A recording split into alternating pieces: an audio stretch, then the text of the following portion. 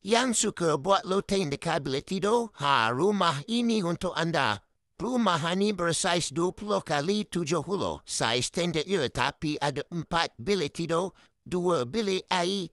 Yang ini standard lah kat mana-mana rumah pun. Depan mesti master bedroom. Dekat belakang master bedroom ada bilik air. Dan yang spesialnya, bilik tidur kedua ni.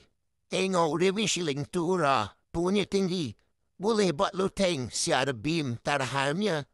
Bukan satu yang dibagi tapi dua bilik tidur yang ceiling tinggi.